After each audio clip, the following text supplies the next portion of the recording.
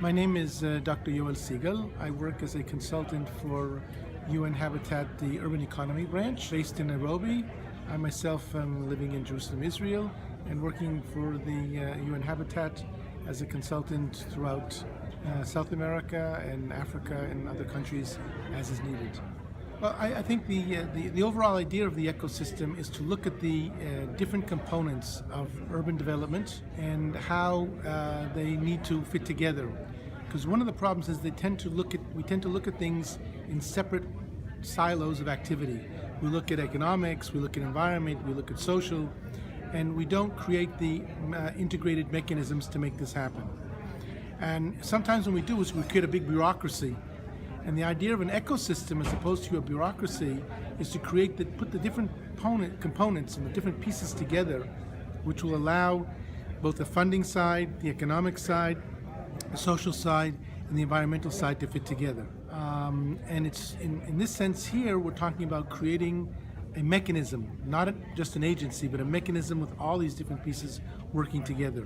So they'll have the opportunity to talk about communication, they'll have the opportunity to identify opportunities together, what are some of the missing links that they can work together, and most importantly, create the local government mechanisms that will allow these projects to become a reality. There's a major opportunity at two levels here. One of them is the urbanization process that's taking place can be captured by creating the local government legal and organizational mechanisms for development. Local government tends to be a weak link in this whole process. They don't have the organizational infrastructure, they don't have the technical capacity, they don't have the funding. So it's an opportunity to create this platform locally, and there'll be a myriad of development opportunities in housing and commerce and industry. So that's one whole level which I think is not particularly unique to the Para State and to the Amazonas.